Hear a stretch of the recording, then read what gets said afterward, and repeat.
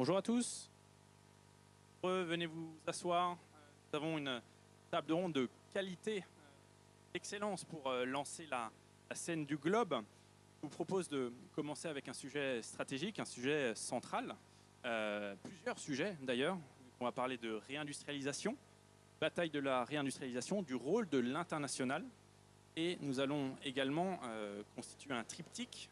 Nous ne l'avons pas mentionné dans le titre, mais nous allons beaucoup évoquer le franco-allemand, la relation franco-allemande, l'imbrication de l'industrie française avec l'industrie allemande. Et donc, c'est ce triptyque-là que nous allons développer avec un tour de table de qualité. Donc, je suis extrêmement ravi d'accueillir Dominique Cherpin, conseiller du commerce extérieur, dirigeant et cofondateur de Vif Solutions, une agence implantée à Cologne, qui, avec plus de 25 ans d'existence, d'imbrication dans le franco-allemand, est un des experts les plus éminents des sujets des deux côtés du Rhin. Doris Birkhofer, présidente de Siemens France, mais également vice-présidente de l'AHK, donc qui est la chambre de commerce franco-allemande, implantée à Paris. Doris dirige la filiale française d'un grand groupe de renommée mondiale, le groupe allemand Siemens. Et pour clôturer ce tour de table, nous avons la chance, l'honneur d'avoir Charles Bonafous, président, directeur général du groupe Nexon, PME industrielle qui rayonne non seulement en France, mais aussi à l'international, et qui a beaucoup de choses à nous dire au travers des précédents investissements en Allemagne. Bonjour à tous, je suis Florent Buchazot, responsable régional de la zone Europe chez BPI France, et j'aurai le plaisir de modérer cette table ronde. Alors, commençons dans le vif du sujet. Je me tourne vers vous, Dominique. Donc, comment gagner la bataille de la réindustrialisation, l'international au cœur des enjeux? Pourquoi évoque-t-on la réindustrialisation comme un défi? D'abord, merci Florent de l'invitation. Là, j'arrive d'Avignon et hier jusqu'à, je crois, 10 ou 11 heures du soir, j'étais avec un dirigeant français d'un groupe qui a une filiale en Thuringe, en Allemagne. En fait, tous les dirigeants que je rencontre, ils ont toujours ce que j'appelle les 3 I dans la tête. Le I de l'innovation, dont ils sont très fiers, dont ils peuvent vous parler pendant très longtemps. Le I de l'investissement, puisqu'une fois qu'il y a l'innovation, il faut faire l'investissement pour produire l'innovation. Et puis après, le I de l'internationalisation, parce qu'ils veulent évidemment vendre l'innovation qu'ils ont produite. Et ce processus, en fait, il s'inscrit dans le temps. On a besoin de temps pour innover, on a besoin de temps pour investir et amortir, on a besoin de temps pour internationaliser. Et le problème aujourd'hui, le premier défi, ou je ne sais pas si c'est un problème, c'est qu'on est dans un monde actuellement complètement déséquilibré, stablement déséquilibré, c'est-à-dire que ça va durer. Et ça, je trouve que c'est un défi incroyable pour un chef d'entreprise, c'est finalement de faire le grand écart entre ce long terme et cette situation complètement déséquilibrée. La deuxième chose, au niveau européen, quand on parle de réindustrialisation française, il faut savoir qu'en Europe, les situations sont bien différentes. On veut réindustrialiser la France tout simplement parce qu'on n'a pratiquement plus d'industrie.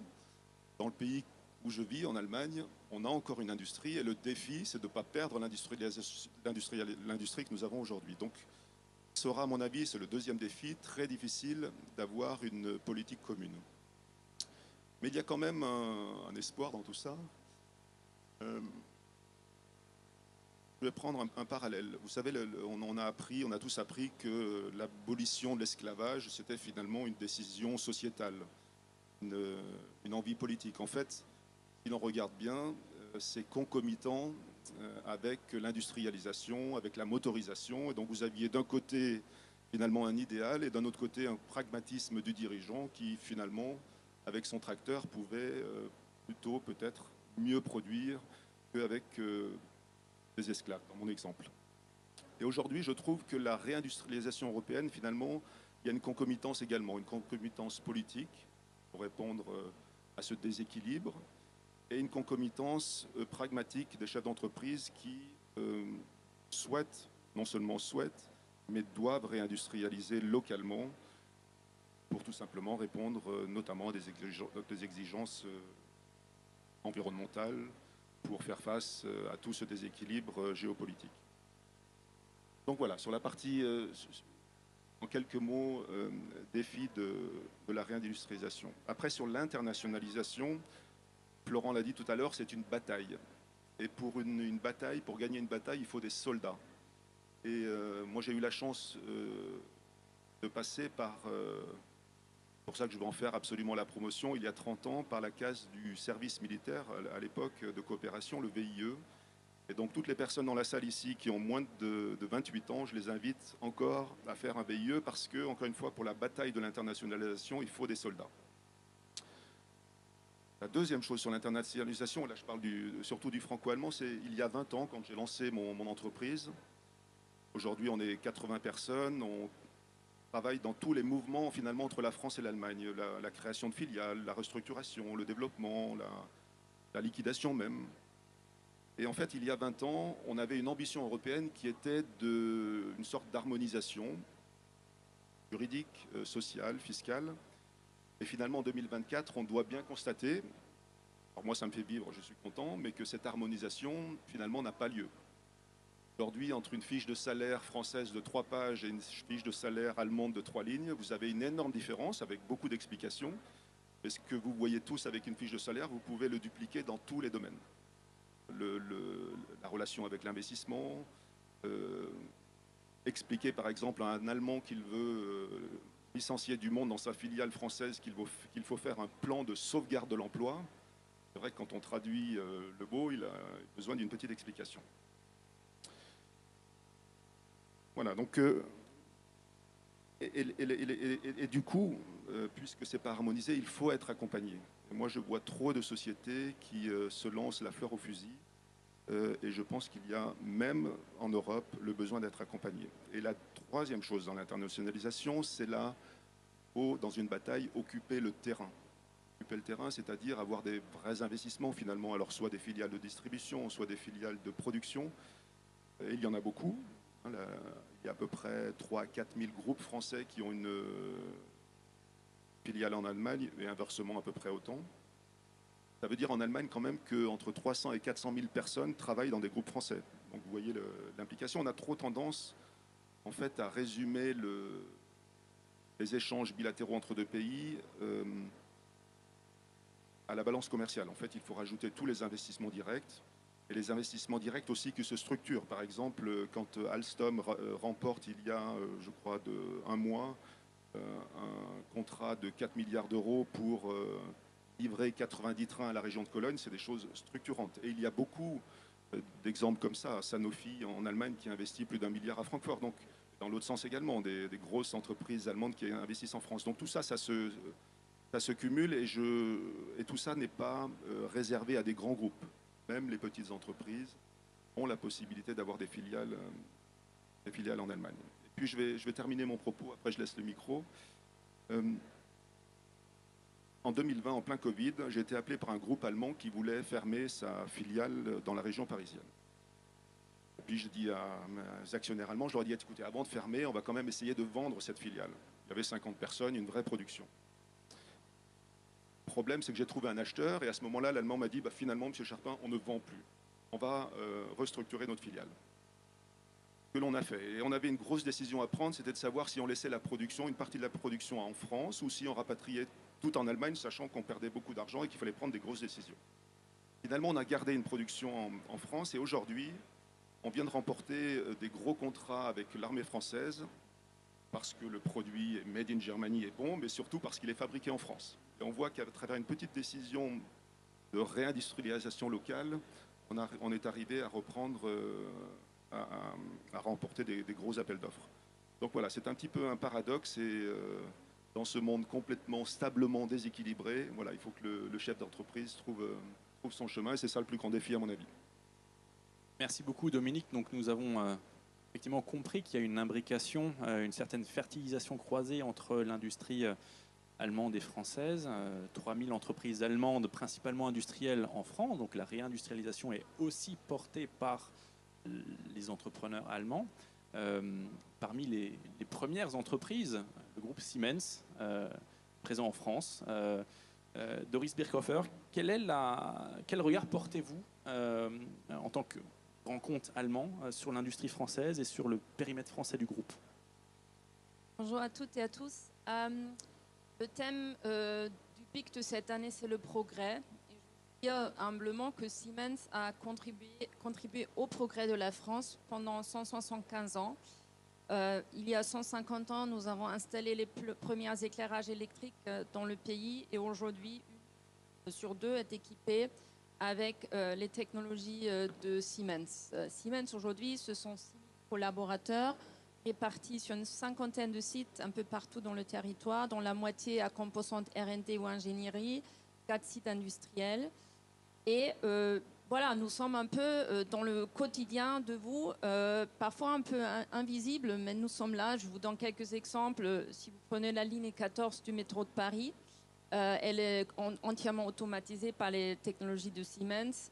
Dans plein de stades, musées, bâtiments publics, ils sont protégés par les technologies de Siemens, protection incendie, contrôle d'accès, et aussi on travaille avec eux sur leur efficacité énergétique, ou encore en termes d'industrie, comme je l'ai dit, on travaille avec une usine sur 2 en France, de la grande Gigafactory. On vous aurait ACC tout à l'heure dans la salle, c'est un partenaire stratégique de nous, donc grande production de batteries, jusqu'à la PME qui ose relocaliser la production de baskets en France. C'est aussi un partenaire de la BPI, je parle de Chamatex en Ardèche. Donc, pour résumer, Siemens se comprend comme catalyseur de la réindustrialisation et de la transition énergétique en France, et nous-mêmes, nous sommes industriels en France. Alors, vous m'avez posé la question sur mon regard sur l'industrie en France. Alors, la réindustrialisation, c'est une réalité et elle a lieu grâce à tous les efforts que le gouvernement a fait, la BPI a fait, et tous les entrepreneurs ont fait en osant la réindustrialisation. Mais elle est fragile. Elle est fragile. Les derniers mois, on a vu plus de fermetures que d'ouverture de sites. Alors, qu'est-ce qu'il faut faire pour que l'industrie en France est compétitive afin de pouvoir exporter? Parce que vous ne pouvez pas exporter si vous n'êtes pas compétitif. Donc, ça passe clairement par l'innovation et le progrès technologique. Ce que nous constatons, c'est nous avons à peu près 20 000 clients en France. Par rapport aussi aux sites industriels en Allemagne, en général, ils sont moins modernisés. Vous avez par exemple 3 fois plus de robots dans une usine en Allemagne qu'en France. Donc il faut qu'on travaille les fondamentaux afin de permettre le progrès technologique. Tout le monde parle de l'intelligence artificielle aujourd'hui, qui va nous faire des miracles, et j'y crois profondément et ça fait partie de la stratégie du groupe. Mais afin de pouvoir faire de l'intelligence artificielle, il faut des données. Et pour avoir des données, il faut installer des capteurs, il faut automatiser afin qu'on puisse faire quelque chose avec ces données. Donc le progrès technologique est absolument essentiel et afin de faire ça, voilà, il faut mettre un effort là-dedans, il faut les moyens financiers. Et là, aussi pour avoir une industrie équilibrée, c'est un fin équilibre entre d'un côté les grands groupes qui ont la force de frappe, qui peuvent investir, la création de ces nouvelles filières stratégiques, l'hydrogène, les batteries, pour lesquelles l'Union européenne avec les PIEC et la France avec le programme France 2030 investissent énormément. Et après, et surtout, c'est ce tissu des PME partout dans les territoires qui doit faire partie de la chaîne de valeur afin de ne pas permettre aux grands groupes, aux gigafactories, de se fournir en matériel, en prestations de services et avec toutes ces technologies de pointe dont ils ont besoin pour se développer. Alors, si je peux, voilà, parce que Noël s'approche, de parler de ma petite liste du Père de Noël, il faudrait avoir une réflexion beaucoup plus européenne sur les chaînes de valeur et sur les écosystèmes. Il faudrait qu'il y ait une tête pensante qui dit c'est quoi les secteurs dans lesquels l'Europe doit se renforcer, c'est quoi les technologies dont nous avons besoin, de la petite vis jusqu'à au grand électrolyseur, et après de voir où est-ce qu'on a des trous dans la raquette et comment ensemble en Europe on peut créer et recréer ces technologies, ces entreprises qui peuvent nous permettre d'être autonomes. Mais autonome ne veut pas dire de ne plus faire du business avec d'autres régions de notre globe, mais de ne pas être dépendant. Et voilà, donc je reviens au sujet de l'export et je l'ai dit au début, Siemens est aussi industriel en France et je pense que c'est un bel exemple parce que nous avons une grande usine dans l'est de l'Allemagne, à Haguenau, 800 personnes qui fabriquent des outils de mesure pour des outils de précision, par exemple des hydromètres. Et c'est une usine qui a été créée il y a 50 ans comme alternative low cost pour la production, la production en Allemagne. Et cette usine low cost est aujourd'hui une usine absolument de pointe. Elle a été labellisée Industrie du futur il y a quelques années. C'est une usine 800 personnes qui utilise les dernières technologies qui existent et qui est aujourd'hui la lead factory, donc l'usine mère de 2 autres usines, une au Canada, une autre en Chine, parce que le savoir-faire, le centre de compétences, la R&D pour ces technologies est aujourd'hui basé en France et donc exporte 90% de ces produits dans le monde entier. Donc, et c'est d'ailleurs aussi une usine qui est reconnue pour ses efforts en termes de diversité et d'inclusion par rapport notamment aux personnes en situation de handicap. Donc on peut faire tout ça avec une forte volonté d'investir en continu. Et peut-être juste pour boucler la boucle et pour revenir aussi au sujet de l'écosystème, c'est ce que nous essayons de faire dans la région avec plein de PME. À Haguenau, Siemens travaille avec 6000 fournisseurs européens, dont 2/3 des fournisseurs français. Et là, par exemple, nous avons un partenariat avec une PME en Moselle, la société CMS, qui fabrique des véhicules à guide automatique parce que nous avons cherché la productivité.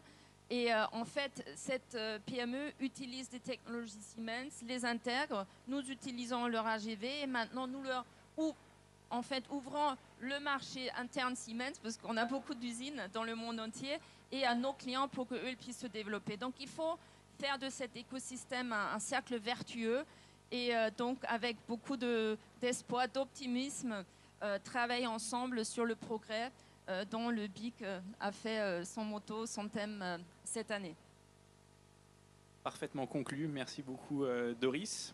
Nous allons à présent avoir le regard d'un capitaine d'industrie, soldat de la French Fab, donc le PDG de Nexon, PME industrielle, alors qui a innové, qui est allé à l'international, qui a fait le tour du monde et qui a finalement décidé d'aller en Allemagne. Faut-il innover ou exporter d'abord? Alors on va commencer par l'antinomie qu'on a en France entre la start-up et l'industrie. On parle souvent de start-up. La start-up ne vit pas au rythme de l'industrie. L'industrie, c'est un temps long. Je dis ça pour tous les financeurs, que ce soit l'État, les banques, c'est un temps long. Les investissements qu'on pose aujourd'hui seront rentables peut-être dans 10-20 ans. Et il faut faire ça. On ne parle pas de l'industrialisation rapide, ça n'existe pas. Déménager une usine d'un endroit à un autre, ok. Vous avez un bâtiment, vous avez des machines, mais vous n'aurez pas le personnel formé. Donc j'insiste là-dessus, c'est un temps long. Si vous investissez, c'est pour demain. C'est toute la difficulté qu'on a en France, peut-être un peu moins en Allemagne, qui est mieux structurée de ce côté-là. Est-ce qu'il faut innover ou est-ce qu'il faut, dit Florent, exporter d'abord? Je pense qu'il faut innover. En France, il faut innover. Nous, on a créé en Centre-France une usine. Alors, je travaille dans les échangeurs thermiques, que les échangeurs thermiques de niche, c'est-à-dire pour des procédés très spéciaux, pour récupérer de l'énergie qu'on ne pouvait pas récupérer avant. Je vous donnerai un petit chiffre tout à l'heure sur un équivalent en électricité française, mais il faut innover avant, en France en tout cas, pour donner crédibilité aux banques et pour pouvoir aller dans un deuxième temps racheter des sociétés. Bon, on en a une en Allemagne, c'est notre plus grosse acquisition de cette année, du mois de mars. On en a ouverte une complètement différente, mais en Chine, où là c'est encore une autre étape. Les moyens que donnent les Chinois pour l'industrie sont beaucoup plus importants que ce que nous on a trouvé en tout cas sur le sol européen. Et je crois en une chose, c'est que s'il y a... Moi je suis plutôt du sud de la France, vous l'aurez peut-être remarqué à mon accent, plutôt tourné sur l'Espagne ou l'Italie. Mais j'ai découvert l'Allemagne il y a moins d'1 an maintenant, et je trouve que c'est le pays parfait à marier avec la France, ou vice-versa. Je ne sais pas qui mariera qui, mais on a vraiment une complémentarité. On est un peu foufou en France, un peu créateur, on fait de tout avec rien. Les Allemands sont beaucoup plus structurés et il nous manque cette structure. Vous l'avez dit sur les feuilles de paie, mais c'est vrai partout, dans l'industrie, à tous les postes. Et ils vont à l'essentiel, nous on s'échappe un peu, il faut des deux. Il faut le grain de folie et il faut la structure. Donc là-dessus, c'est très important. Donc innover d'abord en France et exporter après nos savoir-faire ou racheter des sociétés. Dans notre cas, on ne duplique jamais les fabrications. C'est-à-dire ce qui est fabriqué en France restera en France, même si ça coûte 10 fois moins cher de le produire en Chine ou ailleurs, ça restera en France. À nous de nous débrouiller, d'innover pour le garder sur le territoire. On parlait de robots, on a tout ça, de systèmes automatisés de soudage, on a tout ça, etc. C'est développé en interne, personne ne nous fait nos développements de machines ou informatique d'ailleurs sur le RP. Il y a une autre application, ce qu'on est allé chercher en Allemagne, c'est un produit plus courant, mais produit d'une façon hyper structurée et d'une qualité Dutch Qualität, quoi. Il n'y a pas de mot derrière, c'est vraiment très très bien. Il n'y a pas d'équivalent en France. Il y a deux usines comme ça en Allemagne. Donc voilà, c'est ce qu'on a été chercher et ça nous donne une autre visibilité. Ça fait de nous le 3e groupe européen. On va gratter pour passer dans le top 2, mais c'est long, hein, les autres sont très hauts. Et ce que je voulais vous dire, Nexon aujourd'hui, rien que sur la Nièvre, préserve l'équivalent de 10% de l'énergie électrique que consomme la France tous les jours. Nos produits, c'est ça, c'est préservation de la ressource énergétique. On n'a pas d'autre vocation. Si on avait dit que c'était pour fabriquer, en fabriquant des sièges qu'on serait arrivé à ce résultat, on aurait fabriqué des sièges. On est industriel, mais on a un objectif clair, une vocation, et c'est la vocation qui drive nos pas. Donc tout ce qui va participer à la préservation ou à la génération d'énergie, ça passera par Nexon. On a fait de la catalyse, on a fait beaucoup de choses terribles. Tout n'a pas réussi, mais en tout cas on essaye, on a ce devoir, d'où notre envie d'innovation.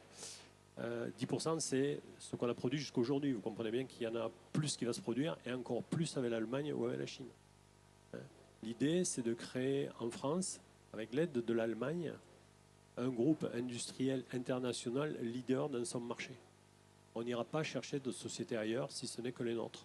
D'accord ? Et on a cette capacité entre Allemands et Français à faire de belles choses. Vous connaissez tous Airbus. Ça ne s'est pas fait avec tous les pays d'Europe. C'est venu après. Donc voilà ce que je voulais dire sur la France et l'Allemagne. En tout cas, moi, je suis très, très satisfait de notre acquisition et du support de BPI sur le sujet, puisqu'on avait besoin de beaucoup d'infos au début. C'était le territoire non connu. Et BPI nous a beaucoup supporté là-dessus et j'en suis très content. Voilà, merci beaucoup. Alors, si tu me permets de compléter, Nexon, PME devenu ETI, justement, avec cette croissance externe en Allemagne. Alors, n'hésitez pas à poser des questions. On va prendre encore quelques minutes pour profiter du tour de table. N'hésitez pas à lever la main et à vous introduire. Donc, comment faire pour préserver notre souveraineté européenne? Comment faire pour créer de nouveaux Airbus? Comment, sur des secteurs clés comme l'hydrogène, crée-t-on des champions européens franco-allemands? Ça part d'où? On arrive où? Comment et par quels moyens? Je m'y lance. Alors, bien sûr, il y a de gros projets industriels qui nécessitent beaucoup de coordination aussi au niveau de l'État et tout ça. Mais après, il y a, comme votre société, je trouve que c'est un super exemple. Mais pour cela, je ne sais pas comment vous avez rencontré cette société allemande, mais il faut créer des lieux de rencontre. Il faut que les entrepreneurs allemands, français, européens puissent se rencontrer au-delà des conférences et parler business et dire moi je suis capable de faire ça, toi tu es capable de faire ça. Pourquoi est-ce qu'on ne travaille pas ensemble? Parce qu'on a une vision pour créer une nouvelle technologie, une nouvelle solution, un nouveau produit. Et je pense c'est là où la BPI fait un super travail. Mais il faut le démultiplier dans d'autres pays pour que ces coopérations puissent s'établir encore beaucoup plus. Oui, on peut le faire de façon chronologique. Il y a eu l'époque où le dirigeant exportait. On est dans l'époque où le dirigeant s'implante en rachetant une entreprise, par exemple. Et on arrive, je pense, dans une troisième époque où il y a des créateurs franco-allemands aussi, hein, qui, par définition, moi je suis français, je vis en Allemagne, j'ai 4 enfants franco-allemands, donc il arrive aussi une population, une génération de personnes qui ont l'horticulture et qui seront peut-être aussi des créateurs de projets franco-allemands, comme l'a été à un certain moment Airbus. Mais je pense qu'il faut bien différencier cette catégorie avec la catégorie politique. On le voit, les fameuses industries essentielles, notamment suite au Covid, on a recensé tout simplement ce qui était essentiel. Il peut y avoir très rapidement des grosses créations. Pas parce que uniquement on en a envie, mais parce qu'on en a besoin. Dans le domaine de la santé, évidemment, dans le domaine de la défense, dans différents domaines de l'énergie, évidemment. Et on voit d'ailleurs, et ça c'est à la fois, il faut, comme je le disais tout à l'heure, à la fois l'impulsion politique, mais aussi des personnes pragmatiques pour le construire. On voit des nouveaux projets qui vont au-delà d'Airbus et qui sont justement dans l'énergie et qui sont justement peut-être demain dans la santé. Donc petit à petit, tout ça c'est en train de s'imbriquer. C'est aussi ça la construction européenne, tout en, et c'est ça aussi une sorte de défi et de magie, avec une différence, vous l'aviez souligné tout à l'heure, énorme encore. Donc, et je pense pas, je parlais de l'harmonisation souhaitée qui n'a pas réussi, je pense que elle n'existera même peut-être même pas pour la prochaine génération, cette harmonisation. En fait, c'est une, vous savez, c'est la grosse différence entre l'assimilation et l'intégration. On a bien une intégration européenne, à savoir des systèmes différents, et on ne veut pas, a priori, être tous assimilés dans un même système. Alors moi je voulais ajouter un petit paramètre, c'est le paramètre temps. Hein. J'y tiens beaucoup parce que c'est notre curseur. La vie est courte, vous savez, dans la vie d'un industriel, c'est court. Il faut savoir et vouloir investir sur les gens qui veulent se lancer. Et même si on ne croit pas tout à fait au projet au début, il faut regarder comment ils se débrouillent et puis après les accompagner fortement. Nous, le déploiement de Nexon carrément aujourd'hui, c'est dû à des moyens financiers. Il n'y a pas autre chose. On est techniquement très bon. Je ne vais pas me jeter de fleurs, c'est un constat puisque tous les pays viennent nous chercher. On n'a pas un produit qu'on peut vendre dans un pays avec qui on est copain ou pas. Le problème de la pollution ou de la préservation de l'énergie, c'est tous les pays. Tous les pays, même les pays qu'on n'aime pas. Tout le monde doit s'y coller. Il devrait y avoir des passe-droits, comme on a des passe-droits pour des vaccins ou des pandémies. Il devrait y avoir des passe-droits pour ça. On va tous y avoir droit. Et je vous dis, le temps est court. On est sur, pour l'industrie pour se déployer et pour mettre en place les moyens de préservation. Pour l'identification, BPI a fait quelque chose. Ça va, à mon sens, pas assez loin. Mon premier voyage en Chine, ma première approche avec les Chinois, c'est pas nous qui l'avons fait, c'est les Chinois. On a été identifiés par les Chinois comme hidden champions, les champions cachés. Et tout de suite, on nous a proposé tout un panel d'accompagnement, des bâtiments, des moyens industriels. Et je disais oui, je disais non. Vous voyez, c'était très libre, je faisais pas. Mais en fait, ils sont quand même bien organisés. Il n'y a pas de... Ils ne cherchent pas à récupérer une technologie, sortez-vous ça de la tête, ils ne font pas travailler des enfants. En tout cas, moi, là où je suis, c'est à Héroux, le bord de Pékin, c'est magnifique. C'est de l'industrie de pointe, il y a un cyclotron, il y a tout ce qu'il faut pour réussir. Donc ça, c'est la force de la Chine aujourd'hui. Ils ont une capacité à flairer les bons coups qu'on a perdus. Il faut que le French flair revienne. Et avec les Allemands en structure derrière, parce qu'ils sont plus costauds que nous, tout le monde le sait, ils sont plus costauds que nous, on a tout désindustrialisé, il faut rebâtir, pas forcément de la même façon, et aller bâtir aussi à l'export. Je rajoute ça parce que c'est en général, l'Allemagne c'est important, c'est comme un rugby, l'Allemagne c'est les piliers, c'est avec eux qu'on va fonder les bases, et les ouvreurs se fondent dans les autres pays. Voilà ce que j'ai rajouté, pardon. Merci. Alors n'hésitez pas à poser des questions si vous souhaitez interroger nos intervenants. Profitez peut-être une dernière minute pour une question pour Dominique. Comment dépasse-t-on justement les frontières culturelles? Comment s'adapte-t-on au logiciel allemand, français? C'est surtout ça en fait, une question de rationalité. Moi, je suis marié depuis 25 ans à une Allemande et je lui dis, plus je vis avec toi, plus je vois que tu es différente. Et en fait, il ne faut pas... je crois que la magie, c'est de, comme je disais tout à l'heure, c'est de ne pas souhaiter l'assimilation. C'est-à-dire que chacun est différent, il faut le respecter. Et en fait, vous avez deux catégories de personnes. Ceux qui voient la différence comme une richesse et ceux qui la voient comme un blocage. Bon, j'ai eu la chance jusqu'à maintenant de la voir comme une richesse. Et dans l'entreprise, c'est exactement la même chose. Hier, avec mon dirigeant à Avignon, il était à la fois très très très très fier d'avoir sa production en Thuringe, en Allemagne, et à la fois très très très très très énervé contre les Allemands de Thuringe. Bon, mais finalement, il passe dessus en se disant ils sont comme ça. Donc je crois que c'est ça qu'il faut arriver à faire.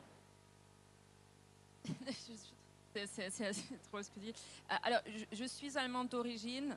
J'habite en France depuis 15 ans. J'ai entre-temps aussi la nationalité française. Mes enfants sont nés en France. Donc, je vis aussi cette double culture. Oui, il y a les différences, mais je pense qu'il faut aussi un peu éviter les stéréotypes parce qu'il y a des cultures, mais il y a des personnalités. Et voilà, je pense que c'est vrai partout. Il faut être ouvert, être à l'écoute de l'autre et pas... Et d'ailleurs, c'est ce qui se passe entre l'Allemagne et aussi au niveau politique. On cherche à accentuer nos différences sur l'énergie politique, ceci, cela, au lieu de chercher ce qu'on a en commun et renforcer là où on est bien ensemble. Et je pense que c'est la même chose au niveau des entreprises. Merci beaucoup. Merci à vous trois. On était vraiment ravis de partager ce moment avec vous. Place à la prochaine table ronde sur le franco-italien. Cette fois-ci, on se déplace un peu plus au sud. Merci beaucoup. Passez une bonne journée. Merci.